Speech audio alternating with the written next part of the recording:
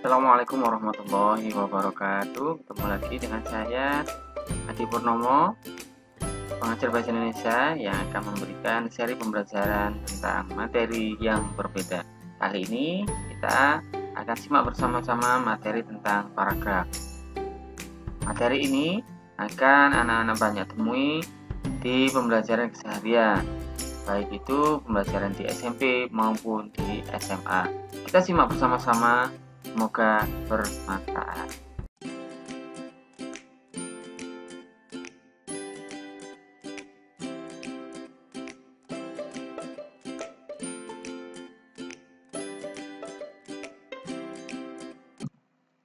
Ya, oke.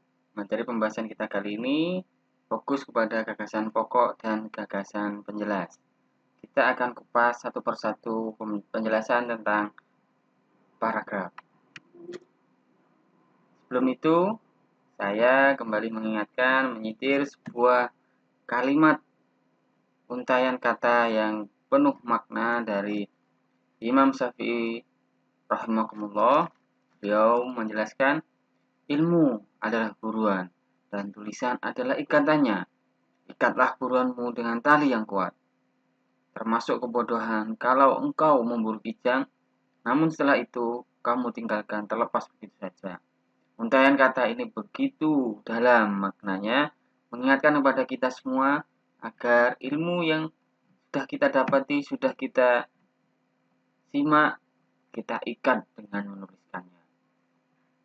Masuk pada materi pertama kita hari ini, yaitu tentang paragraf. Paragraf merupakan rangkaian kata yang terbentuk dalam sebuah kalimat, kemudian kalimat tersebut menyatu dalam runtutan sebuah paragraf. Dalam sebuah paragraf tentunya ada beberapa bagian. Satu bagian yang merupakan gagasan utama, di mana gagasan utama itu merupakan ide utama yang mendasari pengembangan paragraf tersebut. Gagasan utama ini bisa berupa kalimat inti, bisa juga berupa pokok paragraf. Satu gagasan utama kemudian ditunjang dengan beberapa gagasan penjelas, menguraikan, menjelaskan, bahkan menambahkan informasi untuk menjelaskan gagasan pokok. Gagasan penjelas ini dalam penulisan dalam sebuah paragraf dinyatakan tidak hanya satu kalimat, bisa lebih dari satu kalimat. Berikut, dalam sebuah paragraf akan ada gagasan utama dan tentunya ada beberapa gagasan penjelas. Berikut adalah tips bagaimana kita bisa menentukan letak dari gagasan utama maupun gagasan penjelas.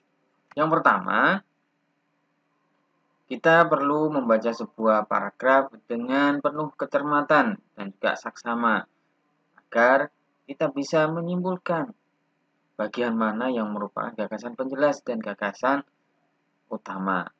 Setelah kita membaca dengan saksama, berikutnya adalah kita mencermati kalimat pertama hingga kalimat akhir, untaian kalimat, rangkaian kalimat dalam paragraf tersebut kita cermati sehingga kita bisa menyimpulkan apakah kalimat pertama merupakan gagasan pokok, apakah kalimat pertama merupakan gagasan penjelas, atau apakah kedua kalimat kedua merupakan gagasan pokoknya.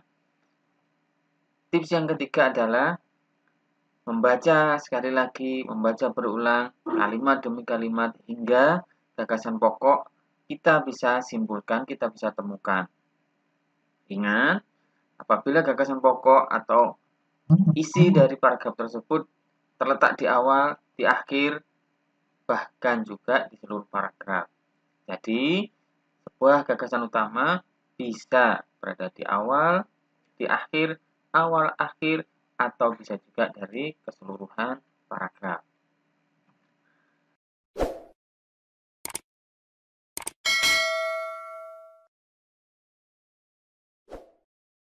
Berdasarkan letak dari gagasan utama, kita bisa membagi beberapa jenis paragraf menjadi beberapa.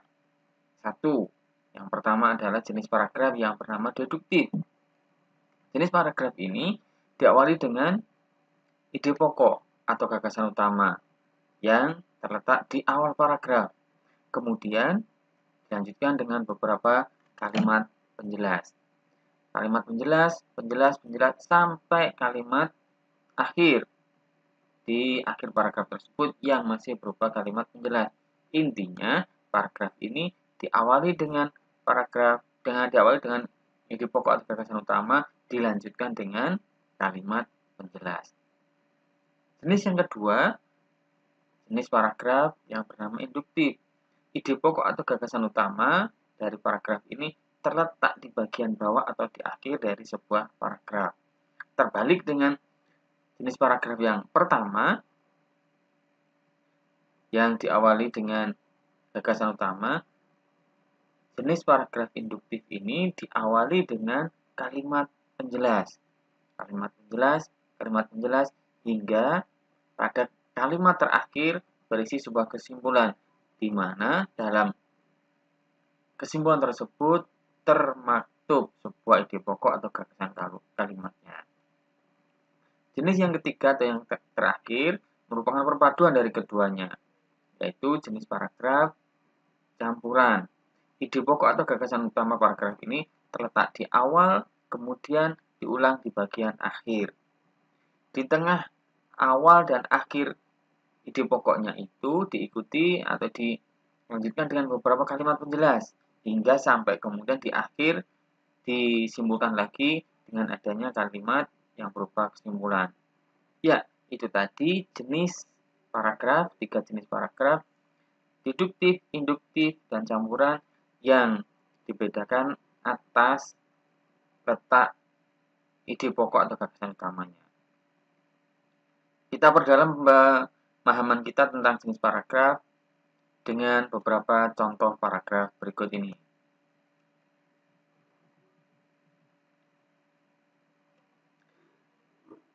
Contoh yang pertama, ada gambar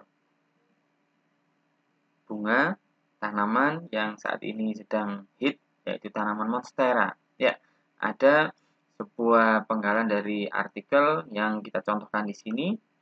Tanaman monstera adalah jenis tanaman tropis rambat yang berasal dari Amerika Tengah dan seterusnya. Ciri dari paragraf induktif ada beberapa yang bisa kita tandai. Pertama, ada repetisi atau pengulangan. Pengulangan yang seperti apa? Kita lihat di kalimat pertama, ada penulisan kata tanaman monstera. Kalimat kedua, kata tanaman diulang lagi. Kalimat ketiga, diawali dengan kata tanaman lagi. Kemudian, kalimat keempat, juga ada pengulangan lagi. Sehingga, bisa kita simpulkan, kalimat kedua, ketiga, dan keempat merujuk kepada kalimat pertama. Ciri yang pertama, repetisi. Ciri yang kedua, ada kata rujukan. Ini, itu. Nah, kemudian bisa juga misalkan digunakan kata rujukan kata ganti. Dia, ia, beliau, dan sebagainya. Nah, di sini yang tampak pada bacaan ini adalah penggunaan kata rujukan ini. Nah, tanaman ini berarti ini adalah sebuah rujukan yang merujuk pada kalimat sebelumnya. Nah, ada dua contoh, dua penanda untuk menandai bahwa kalimat tersebut bisa kita simpulkan sebagai bentuk contoh dari paragraf deduktif. Sehingga bersama kita simpulkan bahwa jenis atau contoh paragraf ini adalah contoh paragraf yang pertama, yaitu paragraf deduktif. Ide pokok atau gagasan utamanya berada di awal. Oke, kita lanjut kepada contoh yang kedua. Ada sebuah petikan dari artikel yang di sini kita jadikan contoh untuk memperdalam pemahaman kita tentang jenis paragraf. Kita baca sejenak. Ya, oke. Di jenis paragraf yang kedua ini, paragraf induktif, kita bisa menandai adanya atau penanda yang bisa menjadikan ciri dari paragraf induktif bahwa di akhir paragraf ada penggunaan penanda kata kesimpulan. Yang pertama, konjungsi antar kalimat. Saya sebut aja oki, oleh karena itu. Osi, oleh sebab itu. Atau bisa DB, dengan demikian. Nah, atau bisa jadi ditambahkan dengan kata kesimpulan. Misalnya, jadi. Kita kembali ke contoh yang tadi. Mohon maaf. Ya, ini. Sehingga kalau ada kata-kata itu mencirikan di kalimat terakhir, merangkum penjelasan kalimat-kalimat sebelumnya, terus kemudian ada penanda konjungsi antar kalimat atau konjungsi yang menandai sebuah kata kesimpulan, maka bisa kita tandai kalimat paling akhir merupakan kesimpulan dari penjelas-penjelas kalimat sebelumnya. Oke, kita lanjut kepada contoh yang ketiga. Jenis paragraf ini tadi sudah dijelaskan pemahamannya bahwa di awal disebutkan terlebih dahulu sebuah ide pokok atau gagasan utamanya, dilanjutkan dengan beberapa kalimat penjelas dan diakhiri dengan kalimat kesimpulan.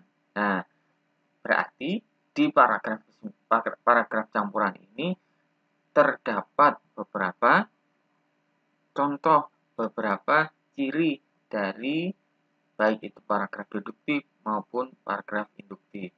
Kita lihat, ada anggapan yang keliru dalam mencuci buah dan sayur menggunakan air panas. Dengan dalam mencuci, nah ini sudah ada repetisi. Berarti kalimat kedua menjelaskan kalimat pertama. Sedangkan kalimat terakhir ada juga penanda. Penanda untuk apa? Penanda sebagai bentuk kesimpulan. Kata, konjungsi, antar kalimat jadi. Sehingga kita simpulkan contoh yang ketiga ini merupakan contoh paragraf campuran. Kita lanjut. Nah, ini juga sebuah aplikasi bagaimana cara kita membuat sebuah paragraf deduktif. Trap-trapnya seperti apa. Sebelum itu kita lihat ada gambar di dalam lingkaran itu sebuah jembatan. Suramadu. Oh, bukan. Ini adalah sebuah jembatan yang ada di kota Palembang.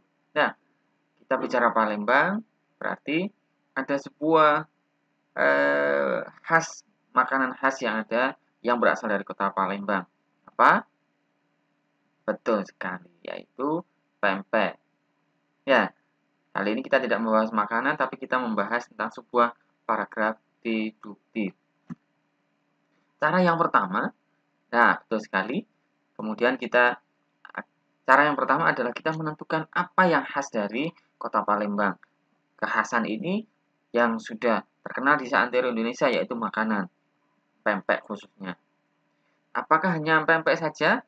Ada makanan lain yang juga terkenal dari kota Palembang? Makanan, tekwan, dan model. Bisa jadi ini menjadi kalimat penjelas dari makanan khas yang sudah terkenal sebelumnya yang bisa kita gunakan sebagai ide pokok yang pertama yaitu tentang makanan pempek. Sebagai penjelas berikutnya, kita gunakan rasa yang legit, rasa yang enak, rasa yang nyamleng, maknyus.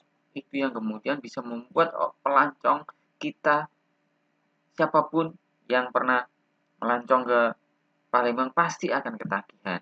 Sehingga jika kita tidak ke Palembang, mungkin kita bisa mencari gerai-gerai, kios-kios yang menjual makanan pempek ini.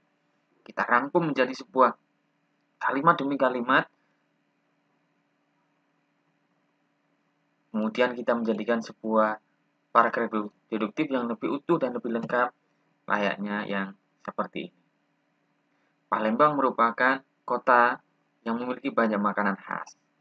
Makanan khas yang paling dikenal di masyarakat umum adalah pempek. Selain pempek, Palembang juga memiliki makanan khas lainnya, tekwan, model. Tekwan dan model tak kalah enak dengan pempek. Rasa model dan tekwan membuat penikmatnya begitu ketagihan. Ya, itu adalah bagaimana cara kita membuat sebuah paragraf deduktif. awalnya ide pokoknya apa, terus kemudian kita cari kalimat penjelas, penjelas, penjelas, sehingga intinya berada di awal sebuah paragraf. Demikian penjelasan dari saya tentang sebuah paragraf, jenis paragraf, dan tips bagaimana kita mengetahui ciri-ciri dari paragraf deduktif, induktif, dan campuran. Dan tadi juga sudah dicontohkan bagaimana kita membuat sebuah paragraf deduktif. Terima kasih, semoga bermanfaat.